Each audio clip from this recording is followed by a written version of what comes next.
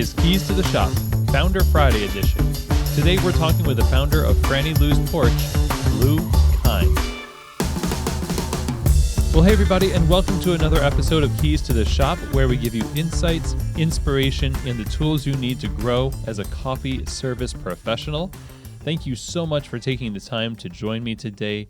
I want to remind you to subscribe to Keys to the Shop wherever you get your podcast. That way you will be updated with new episodes whenever they come out, which is quite often actually. We do about 9 episodes a month on a regular basis. So if you want to keep up with the content, definitely subscribe to this. And if something really resonates with you in these episodes and you feel like it would be really helpful to somebody you know or many somebodies that you know, it would be great if you would share these episodes as well.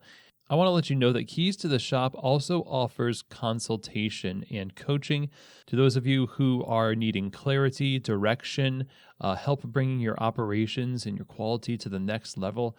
That is what we're about at Keys to the Shop Consulting. If you want to work one-on-one with me to help you and your business, I would be glad to hop on a free call to talk about what that might look like. Just reach out, chris@keystotheshop.com. That's my email address.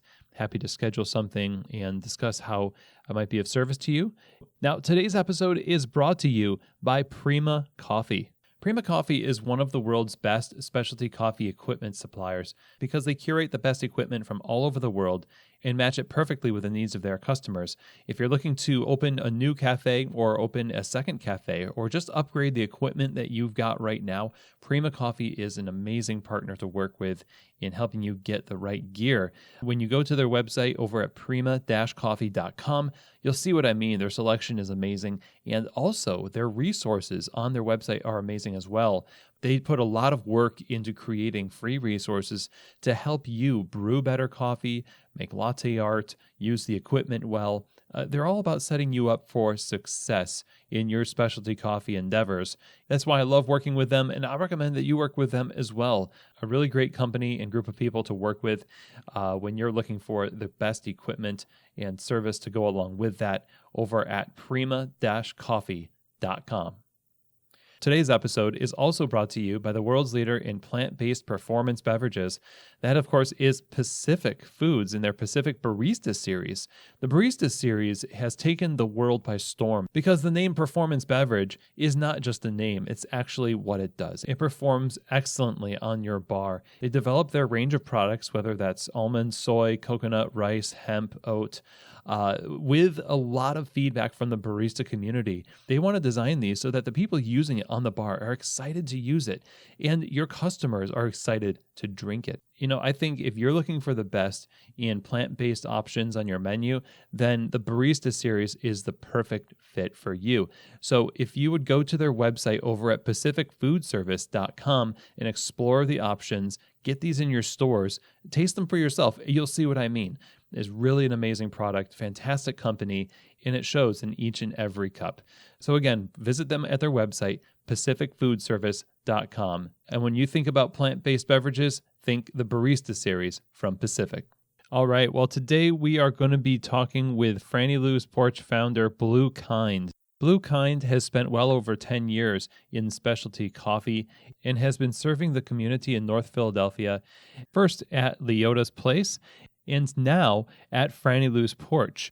Franny Porch is a wonderful, warm, and engaging space that is focused on community activism, cultural awareness, relational business practices, and being a vehicle for advocacy and a place of rest, especially as a third place and as truly a place built for the community and by the community, as you'll see in this interview with Blue. Blue's goal with Franny Porch is that it functions as a window and catalyst for the Black community, as well as other marginalized peoples. And as Blue says later in this interview, this is all about creating a place for humanness and love. And I can't think of a better way to describe what a coffee shop experience should be. So that's why I was so encouraged and inspired by my discussion with Blue. We talk about a lot of different things in this conversation. Her story is kind of unbelievable. It is really cool how things came together and how this company was built. So we talk a lot about having faith in your vision, the challenges of finding a new location, albeit on the same block, going from the original Leotah's place to now Franny Lou's Porch, hitting your stride and growing as a business, and the challenges that she had to overcome as a leader, a business owner, and especially as a Black woman in those roles. And in addition, we discuss the non-hierarchical model of business that Blue is pursuing with Franny Lou's Porch. We discuss the state of Black-owned businesses and generating generational wealth and working together in that community. So yeah, Blue is just an amazing person, and I think you're going to walk away inspired and challenged to think deeply about what it is you're doing in your business, how it is you are connecting with your people, your staff, and your community. Blue is setting such a great example with what she's doing and what her team is doing over at Franny Lou's Porch. So without further ado from me, here now is my interview with the founder of Franny Lou's Porch, Blue Kind. Well, Blue, it's so great to have you on the show today. How are you? Hi, I'm doing well. I'm doing some grounding rituals today, Nice. Yeah, that, laying down. that's needed. So needed, especially now, right? Yes, definitely. I wonder if we can just start by talking a little bit about how you got into the coffee industry initially, and from there, just we'll explore the story of you as a coffee entrepreneur. Yeah, I was definitely blessed to start very early. I started working for corporate coffee in Virginia at age like 14, like right when I got my worker's permit. And I'm somebody who went through the foster care system. So I think I just started working and staying busy just to keep motivated. And so I started working really young, and I knew I could transfer wherever I wanted if I wanted to go to college through this institution I was at.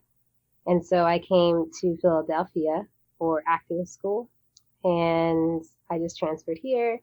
And that's when I actually saw, that was in 2006 or so. And that's when I actually saw like small coffee houses. And then that's when I learned about direct trade coffee and organic and the health foods movement. So right when I got exposed to that culture, I immediately left the big coffee house and went to a small mom and pop. And that was beautiful. It was a beautiful experience. But I've always been gravitating towards the coffee. I always made my mom's coffee growing up. We grew up on 7-Eleven coffee.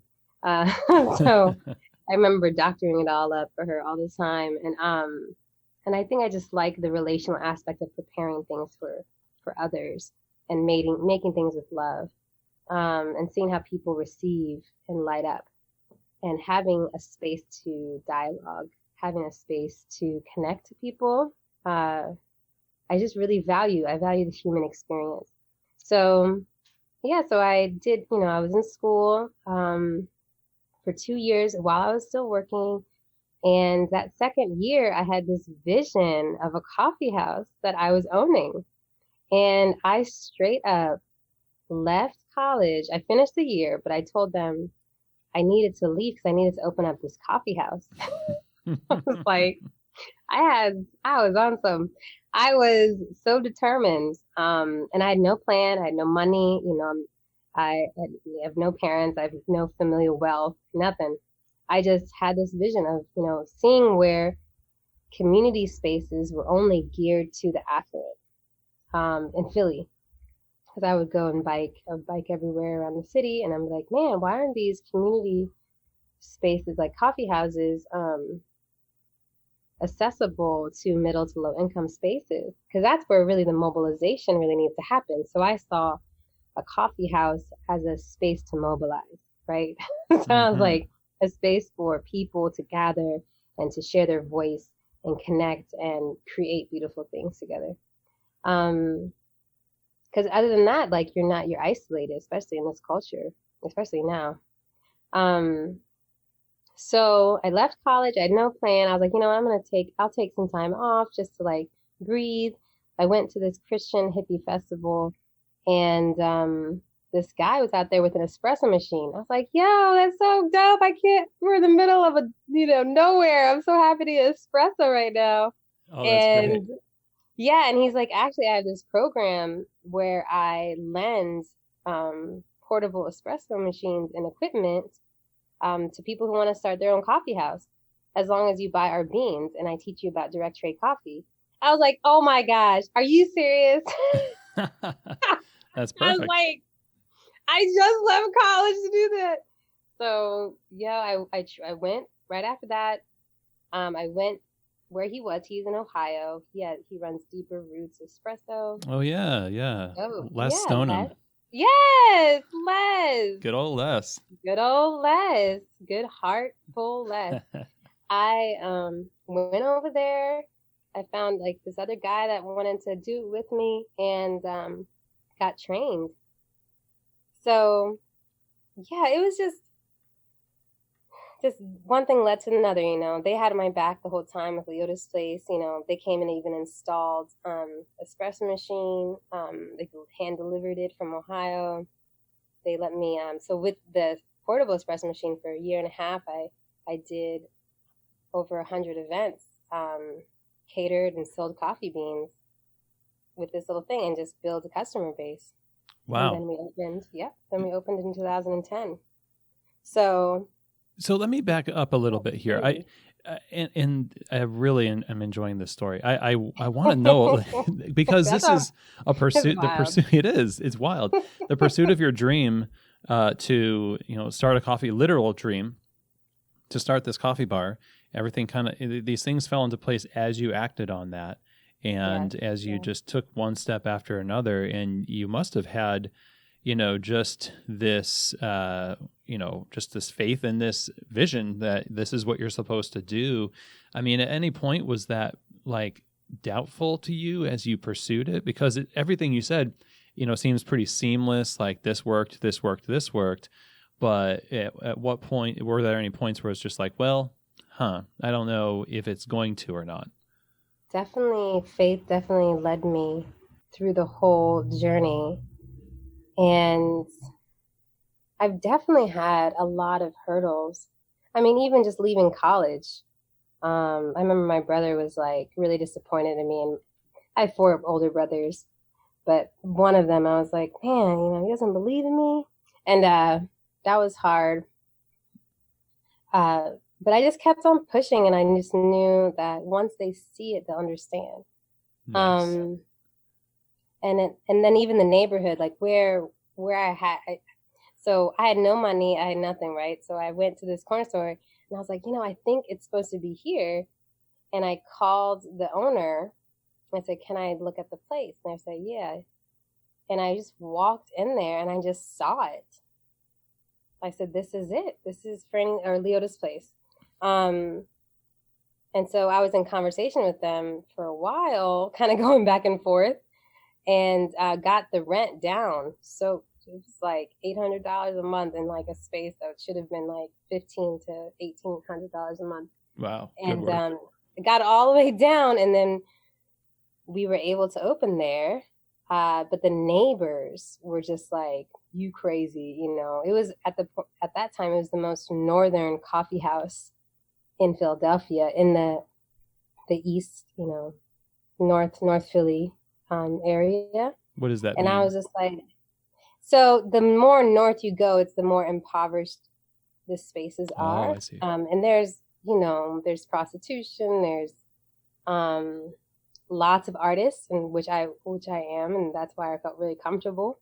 And there's lots of drug activity even, and different energies that people who don't know each other, the othering concepts of like different cultures kind of clashing together, and people not really being in community. So I was like, I have this vision here. It's going to be beautiful, And I just remember so many people came in and just doubted me. But yeah, I think I was just attached to the beauty, and I was attached to the momentum of like the gatherings that we created, because I started this thing called Bring Your Words, and people would come and do poetry and performance. And, non-competitive. Children were involved. Like, it was just such a communal space. And I was really hopeful in the beauty of people. If we give people a place, an opportunity to come together and create, it's really beautiful how people come alive. And that stuff is so infectious, you know? So yeah. I was really hopeful, and that really kept me going. Coffee shops are a great venue for that, great platform for positive expression and creativity throughout their existence, really, as a stimulant and as an excuse to bring your better self out in amongst other people. That's awesome that you built that right from the get-go. And I wonder how the community responded to it. And it sounds like they responded really well. Tell us a little bit about, the opening day, and then, how did your first year go? It was, so right before we opened, I was introduced to this lady who wanted to be my business partner, and she had access to capital. And that was the area, I went to school for acting and performing, and I knew how to work a coffee house, but I didn't really know how to do all the books and money stuff.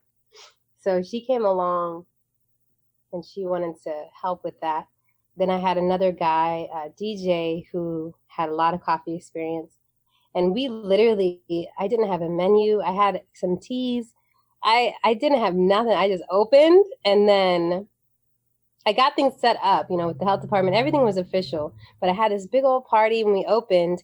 And then I looked at DJ and I was like, oh, DJ, we have to open tomorrow. And he's like, yeah. I was like, we don't have a schedule. And he's like, no, we didn't have, it was seriously, we just went for it. And so we kind of created as we went on. I remember I opened and he closed, and we were closed on Wednesday. And then when we reopened on Thursday, he opened and I closed. I just remember we both just ran that shop until I eventually hired slowly. And that was a whole thing, being 22 years old, hiring people. Oh, yeah. That was a whole experience. Yeah, I learned so much. I had a tribe leaderboard. I still do, but it's not as active right now. But I really leaned on them when we opened. It was just people in the community that had different expertise that volunteered to be on a board where I met with them monthly. Well, that's interesting. Why did you set that up? Because I knew a few things. See, my baby's crying. It's all good. I knew a few things. One was that I didn't know everything, and I knew I needed some support with how to keep going. The other was, if we were going to be a community space, it can't be run by one voice. So having the accountability with the community members really diversified what we were doing, because I really take it very seriously, creating a space of culture. Really, you're creating a space to promote a certain culture. And so that was nice to be able to talk to them on different things and have them kind of come in with different conflicts to help support me, legitimize me too. Because also being a woman, Black woman in Philadelphia, with contractors and dealing with all these city regulations, city stuff, they can really take advantage of you. Okay. It's like when you go to get your car looked on, right? And you're like, oh, this is like a little lady who doesn't know anything about cars. Oh, I can charge her like $1,000. But then you see this other guy who's been working on cars his whole life, and he knows they know they can't gyp him, Mm-hmm. Mm-hmm. So my thing is like, I don't know everything. I'm learning. I'm a super curious person, but I'm going to bring people on my team so we can exude some great knowledge and power. Yeah, that's really wise. And that, as a community space, it really seems like that would bring in so much ownership over the space, like people looking out for the space. instead of just you showing up, building something and saying, here I am. I mean, it seems like you're building it with them, and it's legitimately for and with the community. Yep. Wow. And that's where we started with all the events. They were all communal events that run by volunteers. So eventually you got to, know the schedule and, all the operational things of running a cafe. Did that take when did you really hit your stride with that, where you felt like, okay, this business is actually flowing well, and you don't have to necessarily stress out about those things. You can focus a little bit more on the goals that you were originally opening the cafe for, the events and the community, et cetera. I don't know. I feel like I have some survival technique in my being, because I think every year was a growth area in a different part of my life. So like the next year, like after doing it a year, we definitely learned a lot of things. We changed a lot. We created a lot. And then being influenced by people versus our agenda, like what we wanted and then what the community wanted, and having to kind of meet them halfway. Because we were a food prep kitchen. We weren't necessarily a full kitchen, but people really wanted food. And we're like, dude, we can't. So we're just like trying to figure out what we can do. And then after a year, I found out I was pregnant with my first child. And my business partner needed to move, and we were not working together at all. Like, they didn't want to help in the store at all. And that really affected even the books. And then found out when they left that we lost thousands of dollars I didn't know about. No. Yes. So, and then that was just really hard on our business. So now they left. I had to get trained within the books. I promoted DJ to manage the front of the house. And then, developing employee, contracts. So now I'm developing contracts with different employees, and it was just a huge learning curve, like so much at once. So I feel like I didn't really get this comfortable kind of movement until year 3. That's got to be pretty hard. Is you're you're coming into this for that experience that cafe provides, but your attention is being pulled into the operational stuff that provides it for other people. Did you feel like you're missing out on the whole reason why you started it? I'm a very in the moment person, so I think I just took all the beauty I could when it happened. Like when I just saw people connecting and coming together and being excited, and it was just when social media was getting hot. So posting things on Facebook about their, positive experiences at Leotah's place. And that was really, the stories were really beautiful for me to keep engaged, but I knew I couldn't really hang out there. Right. So because once you start hanging out at the place you work, you just start working. So I definitely was a place that I created. People could gather and be a part of an experience. Of ease. You walk in, there's just like colorful, there's plants everywhere, there's good music, world music and American pastime, Black experience music. It just feels so good. But I couldn't find another place like that for myself. So yeah, I see what you're saying. I mean, you just have a vision, you go for it, and you do it. You can kind of forget that, oh, this wasn't necessarily meant for me. It's a serving, you're creating it for others. And my hope is that people kind of keep going where God wants them, so then I can be a part of their blessing. You know what I mean? I think we just need to listen and act on where we're supposed to be, because we all affect each other. That's an old Martin Luther King quote. If you aren't who you ought to be, then I can't be who I ought to be. Right. So yeah, I feel a lot of, it all helps kind of, all the stories that are created, all the people that met there and got married, and then all the children that I've seen grow up. Because I've been on that corner for about 10 years now. Yeah, 10 years. Seen lots.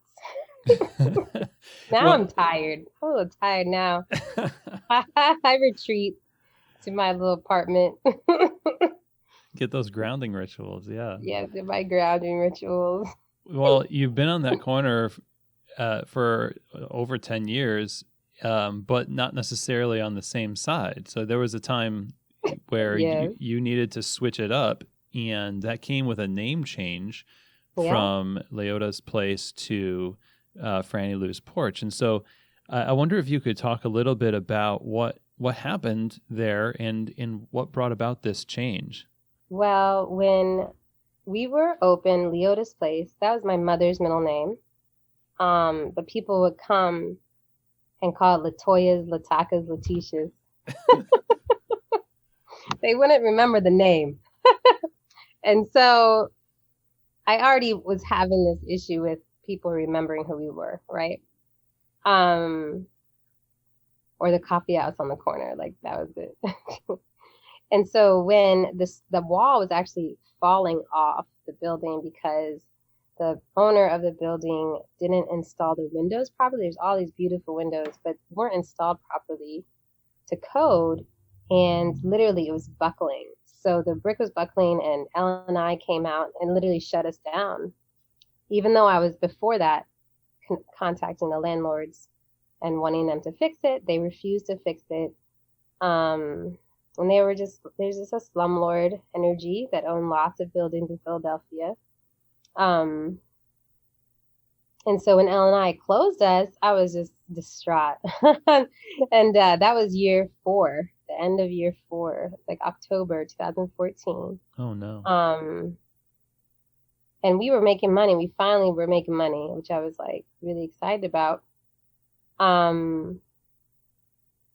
But when that happened, it was just discord with the owners. The owners would not fix it. They also like started to and left holes in the building where people can come in and out. And so I would call and complain to the owners saying, hey, like the store is not safe, you know? So they didn't like that I kept on calling them and complaining. You're talking about person-sized holes. Yes. Oh my God. It was crazy. Again, remember, it's like taking advantage of the poor. That's what it felt like. Like I didn't have, you know, I'm not some big guy, you know, bossy person who has whole bunch of money, right? Well, if you were in those where you started your corporate coffee experiences, they wouldn't have left those holes in that wall like that. Exactly. The care and attention to what we were doing, who we were, was not being valued. But in my tribe leader cohort, we had a lawyer, got access to a lawyer and got some funds in to pay for him. And he advised me to just get everything out of there as soon as possible and store it to reopen somewhere else because they refused to fix it. They wanted us to shut down. Found out. So we did that and they locked the doors. We lost a few things.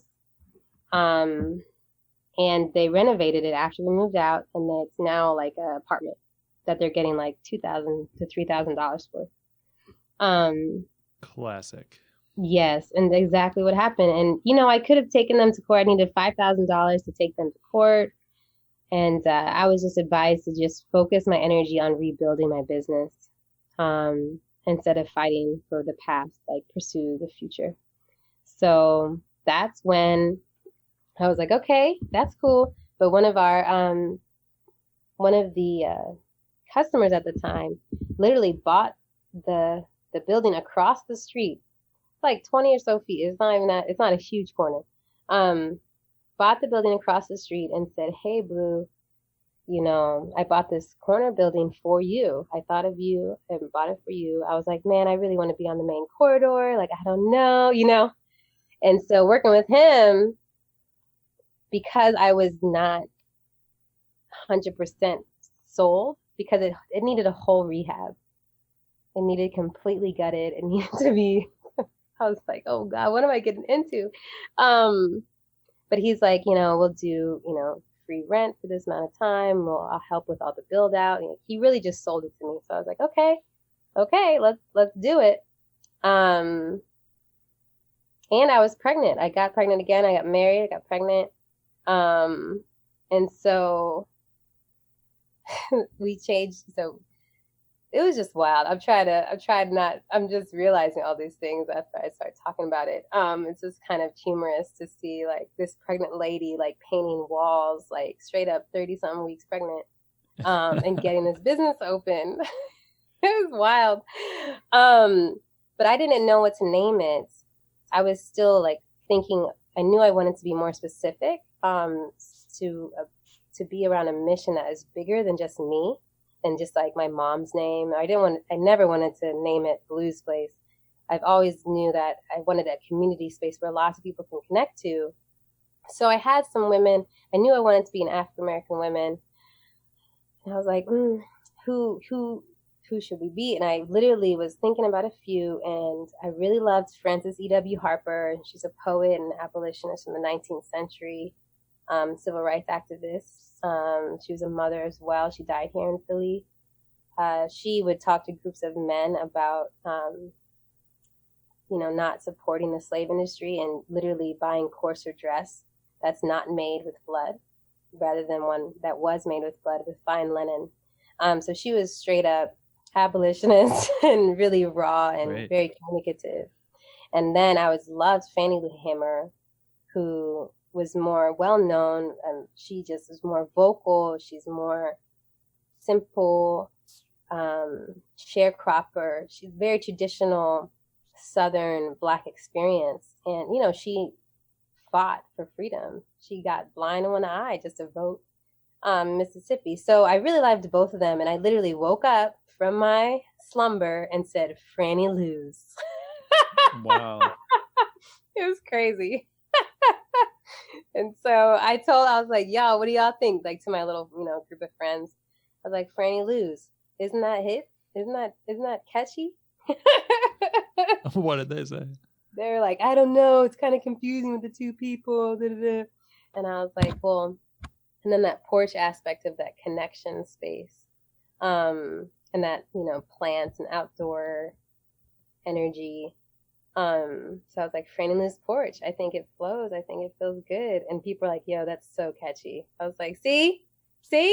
Like, you remember it, right? Boy, this So is that's par for it. the course for you, Blue. Like these things just are in dreams and your sleep. Yes. Yeah, this is Yeah. really fascinating. And so Yeah. you started this business. It went through the rehab it needed, right? And Yeah. how did the reception go when you reopened? Well, it was nice. We took a year after I knew it was Franny Lou's and rebranded, got a beautiful artist, do a new logo, and we did events for a year and a half and fundraisers. So, still building that momentum while we reopened, um, and just reminding people, yeah, we're still here. Um, and another coffee house actually, had to close, and I actually adopted those people to work at Franny Lou's. Wow. And so because I knew I would be out, because it was getting to be late in my pregnancy. So I knew I needed to be out. I needed to really plan the whole menu and get everybody trained. So I was building them up, and then they're all connected to people, right? So it's like we really were advertising, like word of mouth, connection, establishing our website presence. And so when we opened, not everything was completely finished. But it led, whenever you leave holes, you leave an opening for someone to contribute. So, we didn't have as many plants as I wanted. So people literally donated plants. I didn't have all the shelves on the wall. People came and helped me put up shelves. Some people painted the kids area and made it really beautiful, donated toys. We needed more chairs, brought in the chairs. You know what I mean? So you open with like more of a blank canvas, and you let people, the community, create their own space. That's beautiful. Yes. Yeah, it's a co-created space. The co-created space, and especially the people that were working there, they really helped mold our values, and what we wanted in a workplace, and know that like we are a very anti-capitalist space. So the function of the team is has been an experiment to be more, horizontal based rather than, is it horizontal than vertical? So more maternally run. But yeah, in 2 weeks after I opened the store, I had my baby. So Incredible. it was a rush. You have the store baby and your baby. Yeah. That's at once. Yeah. And she's an Aries and Taurus, so she just came out in 2 hours. She had so much energy. And I think that, you had a child, that when you're pregnant, you get into this homemaking thing. You start setting up your home. It's this whole thing. And so I think I use all that energy towards setting up the business, getting it homey, getting it ready for people. And it just kind of unfolded after that. Talk about your team a little bit, because, when you're growing in this way and having to leave the cafe in the hands of others, and you have as specific a vision for what's happening as you do, it is hard to find people to completely vibe with that vision in the daily interactions that you've got with people that come in and may not get it. And, what kind of people do you look for? I know you said you kind of found them in mass, but when it comes to talking to your team and training and growing in your ability to kind of curate that culture as you continue to do business, and what does that look like for you? Yes, it's definitely a journey. I mean, I've learned so much. One thing I started off with was being your most authentic self in your business. So I remember one consultant told me that your business should be 100% you, because you are unique. And so people are attracted to uniqueness. So I think, building the business based on, things I was really interested in, like African American women and African American history, empowerment of education, anti-capitalist, pro-community, pro-love spaces, then that really began to inspire people coming to the Porch. Our names, the latte names are named after, Martin Luther King, Angela Davis, Jacques Ellul, all these people that are radical thinkers and doers. And if you maintain that mission, you attract people who are into it, Mm-hmm. So I have attracted lots of rebels. I laugh because rebels are a little hard to manage. Okay. But we just learn from each other. We call them the tribe. We are the tribe, and then we live in the village. So with establishing literally a non-hierarchical model of owning, you trust people. You just empower. Something I say to myself is, this person is perfectly capable. I think as a lot of owners, they get very in fear of their business not being authentic if other people are doing it. But I'm just more of I give a lot of power to people. I give a lot of initiative to people, and that it can create conflict. It can, I have to change. Being a place where people can say, "Hey, Blue, this really what you said the other day really hurt my feelings. What's up with that?" And the fact that we're a place where people can talk about that is really cool to me. Really making a place where people feel comfortable to work at. And that just because I'm a manager or I'm the owner doesn't mean that my voice is more valuable than yours. Lots of the employees have created the menu. Half the lattes are created by the staff, So as much as I lean on them to do the daily operations, they also lean on me to get, make sure that, we have money. Make sure, I'm working this other stuff. It's like trusting the roles that are set in place, and then making room for refining each other, not just refining them, but being humble and refining my own issues and communication styles, right? To creating a better team. So, it's definitely been a journey. It's got to be really interesting to witness that again, compared to what you were used to in a hierarchical style of management with more corporate. And that's honestly, that's the way most cafes work. And you hit the nail on the head. I think people are afraid of relinquishing control, and they don't think it's as authentic to them, but unbeknownst to them, they're actually it's self-sabotaging because they're cutting off the growth to their own culture and to their own business, and those are the types of places where people start to get embittered, and you need to open it up. That's the act of faith again that you've kind of honed over time, playing out again in how you manage your people, I think. Yeah, and also being a space where it's like I really want to challenge myself and my own values. Blue, if you started this shop like in a very like non-hierarchical space, how does that work with how your team is run? How does that work with how your money is shared? How does that work, with all that? So I'm actually, working on now, we're bringing in 2 more owners that have worked and have one person has been on the board for a while, and then she's working as a manager. Another person has been with me for like 3 years as a baker and manager. I want them. I don't want to do this without them. Right. And I can't like, if I want the business to grow, it's not sustainable for one person to do it on their own. It's not. Mm-hmm. So, and I want to empower them too, Yeah. So we're creating this.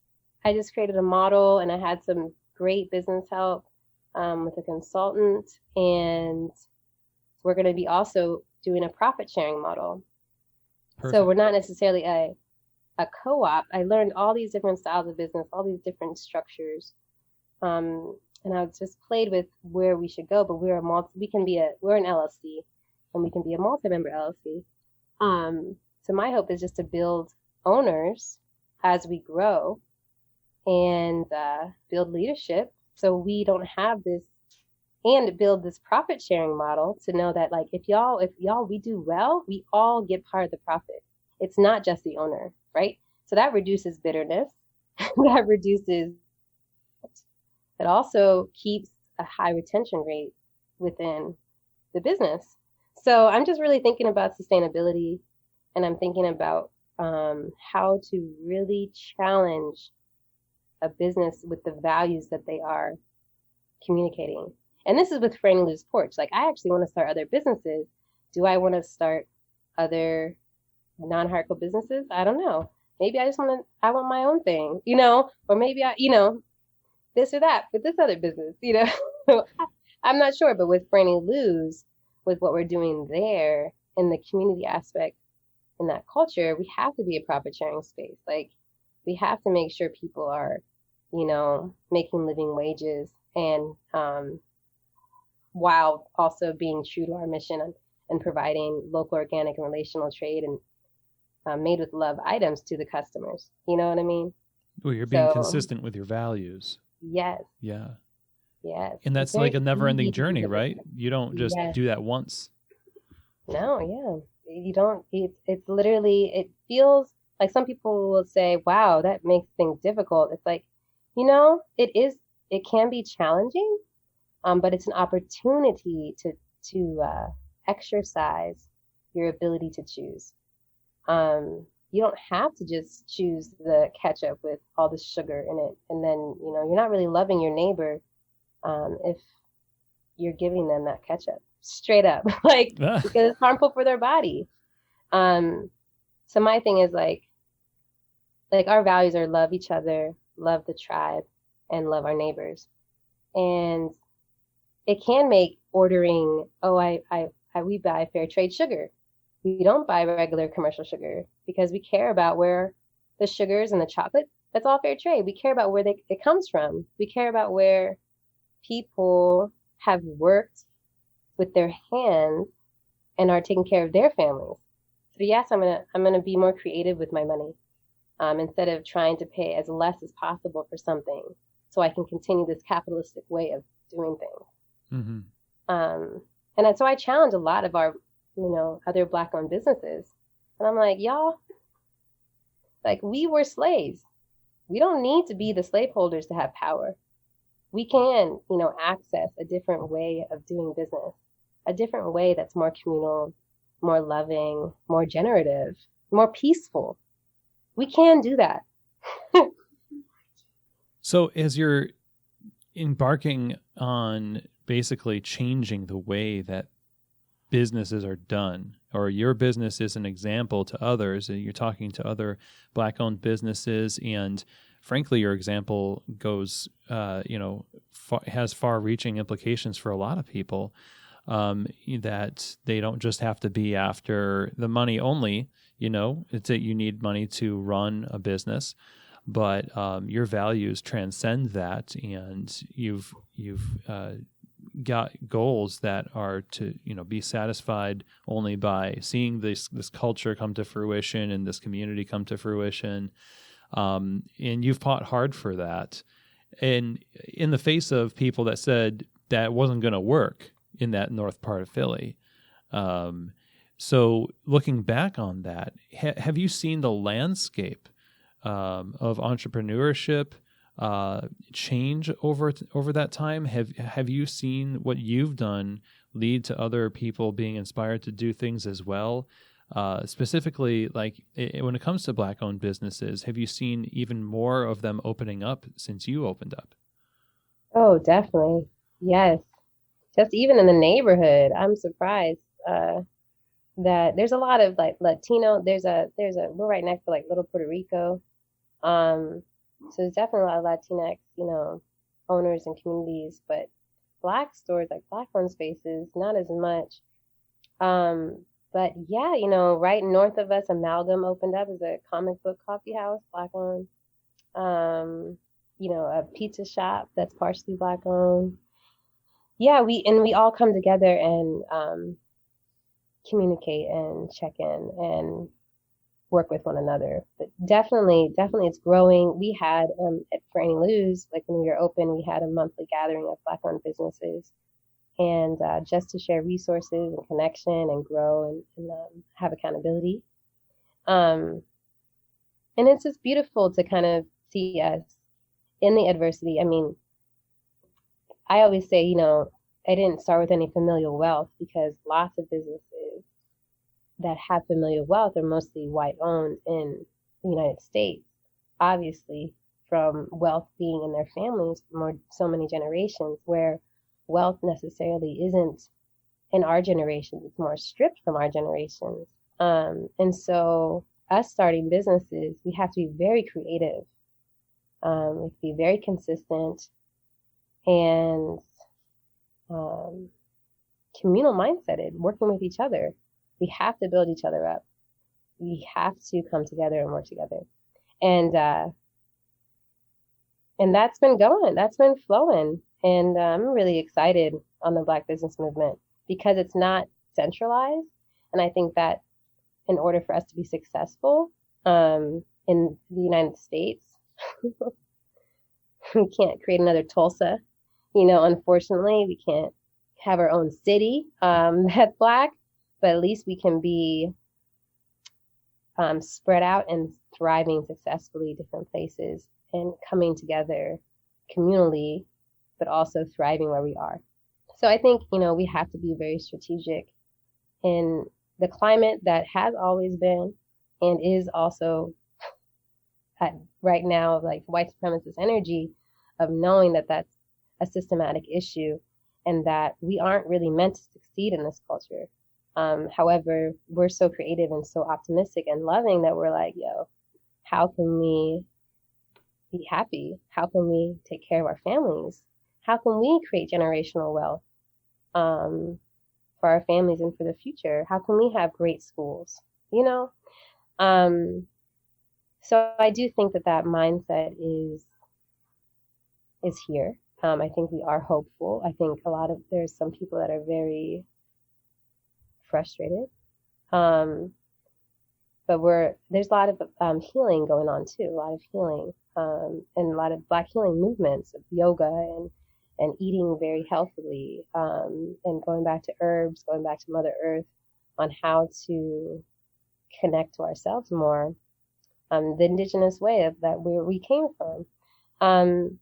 So I'm really encouraged by that that growth and people coming together. And Philly is a great place where community is so consistent.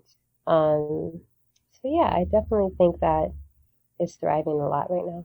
That's really encouraging. And like you said, that building that generational wealth is, it's just like, I remember watching videos of people in my hometown of Louisville, my new hometown of Louisville. I've been here 5 years, but there was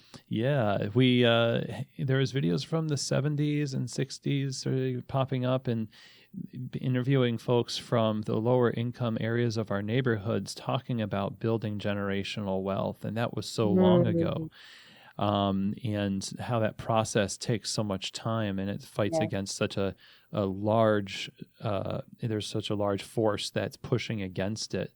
So it's encouraging to hear, momentum, that there's momentum and that, there's you're laying the groundwork for future generations to do even better than yourself.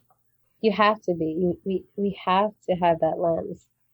Especially now. I mean, these little people, like my son, King Sweet Shop, named after MLK. He sells candy and toys and hand-drawn photos. And he sells things outside of Franny Lou's. What was the name again? King Sweet Shop. Oh, that's awesome. Yeah. So I think, it's the same thing. If we are who we ought to be, then these little people will be who they ought to be, right? And they'll be inspired, and they'll know how to lead and know how to really handle what's coming. From your perspective, being in coffee as long as you have been, and now, starting with corporate and now being something that's, I would say, completely antithetical in such a positive way to that. When you look at the landscape of specialty coffee and the cafe world and specialty coffee, what do you see that's, where would you like it to go? And how would you like it to change? What's the biggest thing that needs to be, the slack that needs to be pulled up to make this a more accessible and equitable industry?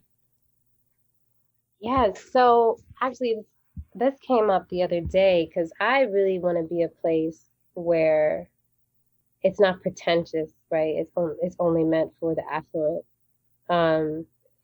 Even though I try to educate people on why our things cost the way they do, because we do fair trade sugars and chocolates, we do, just paying our staff, high quality ingredients.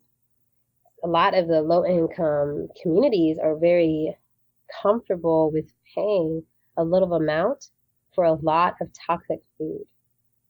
So I'm thinking it'd be great for businesses to be more creative. Right now I'm trying to get EBT certified to do food stamps. So at least that could help people who are on governmental assistance to buy from the store. But like being more creative like that to also include a more rounded community in their establishment. I also want to encourage, especially coffee houses, to really, buy fair trade sugar, buy fair trade chocolate, or use less, right? Do more natural, local sweeteners like maple or honey, agave. Be more thoughtful on the food and beverages that we serve to our people. I remember working at a place in Philly when I was in between the stores, and the honey that they put on the cornbread was half hypergrowth corn syrup. Oh It no. wasn't even honey, but they advertised it as honey. You know what I'm saying? So it's like we really need to hold people more accountable of where the food is coming from and demand it to be better. We cannot keep feeding people toxic food that results in poor health in our communities and addiction to sugar, leading to diabetes, leading to obesity, leading to, right now, being hugely susceptible to a virus that no one understands. And because you have all these pre-conditioned health things because of your diet. So my hope is that we really, employers of food establishments, need to be held accountable on the type of food that they offer, and being clear on if that food is really healthy or not, instead of lying. Straight up, people lie. Well, yeah, it's part of a balanced breakfast, and marketing, marketing Marketing, really pushes oh, that stuff. You're speaking exactly. my language now. We could have a whole podcast on health food. You know, this, And making it more accessible. It should not yeah. be only for the affluent. Mm-hmm. That's ridiculous. Well, And then, yeah, it's a food culture deserts. thing. The food deserts, yeah, and it's a culture thing. Like sometimes it's so ingrained in people that are poor because they're so used to having so little and being so strained financially. This thing where this place is not good for me. If it's healthy, it's not for me. So that has been a part of the psyche that has also been developed in poor income neighborhoods. But my hope is that it is the truth is unveiling itself. The beauty of like urban farms, the beauty of being connected to food, the Black movement of health is so vibrant, and I'm so excited to get that into the ghettos. I'm so excited. So, Awesome. That's so yeah. cool. How have you personally changed over the years of being an entrepreneur, being a catalyst for community, educating people, learning about yourself? How have you changed personally? I have learned to be more thoughtful and patient, direct, and less of a people pleaser energy I've battled with so long. I've learned to value myself and my beliefs and thoughts, as well as balancing, others' beliefs and thoughts. I think, especially right now, in the environment and the anxiety and the fear that is happening, I'm choosing to be slow and patient and lead in that way, even if it's not necessarily the most popular way.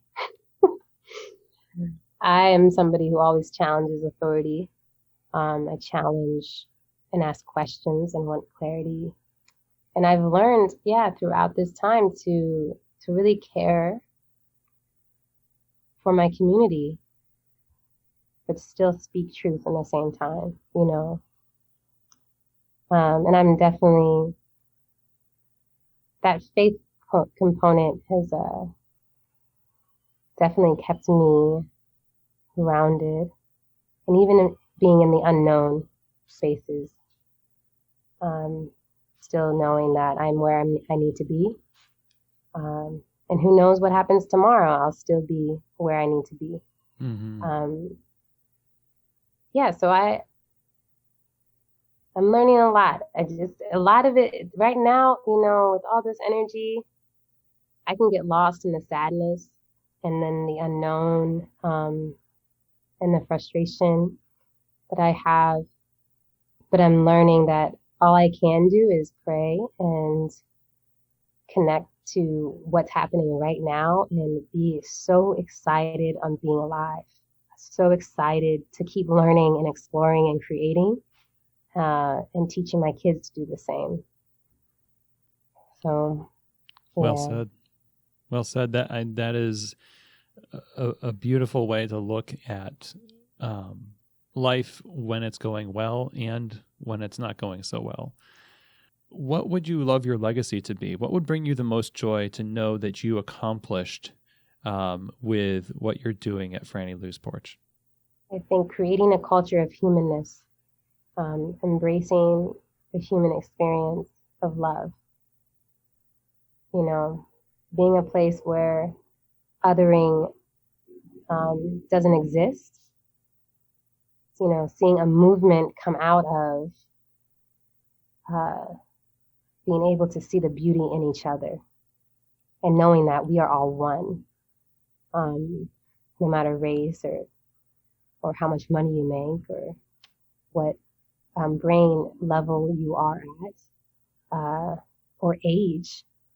We're all needed in this world and we all have something beautiful to offer. And that's my hope, is that conversations and love can just be set loose like wild locusts, that's what I want to be a part of. Blue, this has really been a great conversation. I so enjoyed hearing your story. It's super inspirational to me, and I'm sure to so many other people. Where can we learn more about Franny Lou's Porch? Yeah, Franny Lou's Porch. We're at frannylousporch.org. You can order online any food and beverage in Philadelphia at 2400 Coral Street, 19125. Definitely visit us even on social media at Franny Lou's, FRANNYLOUS. We are here and ready for y'all. Our hope is to get our retail up so people far and wide can also support us and buy our merch. But yeah, I'm really thankful to be supported and definitely thankful for anybody who wants to be a part of our community, whether virtually or physically. Blue, thank you so much. Awesome to have you on the show. Yeah, thank you, Chris. I really appreciate it. Well, I hope that you enjoyed that conversation. I really felt it's funny because we were talking about grounding rituals in this conversation, and a part of me feels more grounded after talking to Blue. And I feel like that's something that she might inspire in you as well, that challenge to be more grounded in where you are in your community and what you're doing with your staff, in being in touch with your community. And I love what she said when she mentioned that wherever you leave holes, you leave an opening for someone to contribute. That was really great because oftentimes, we try to get all the details right, and we're well-meaning in doing that. And I'm not saying we should be fast and loose with, our businesses, but where there are opportunities for people to contribute, instead of seeing them as shortcomings in our planning, we can see them as opportunities in our growth and in our development. And as we build our space and as we build our cultures, letting other people contribute greatly to that is going to pay dividends. And having that kind of a philosophy has served Blue very well with Franny Lou's Porch. So I want to say a big thank you to Blue for being on the show. We really appreciate you sharing your wisdom and your story with us at Keys to the Shop. Now, if you want to find out more information and support Franny Lou's Porch, you can go to frannylousporch.org, and you can find that link in the show notes as well. You'll find also a link for a GoFundMe campaign that's been set up to help Franny Lou's Porch overcome different financial hurdles because of COVID-19. That would be awesome to contribute to as well. Follow them on Instagram also over at Franny Lou's. That's Lous, Franny Lou's. Now again, if you want to contact me for any reason, you can email me, chris@keystotheshop.com. Any questions, comments, or feedback, inquiries about working with Keys to the Shop Consulting, go right to that email, chris@keystotheshop.com. Thank you so much for joining me today. I hope you really got a lot out of today's conversation. And as always, I hope that this episode has truly given you keys to the shop.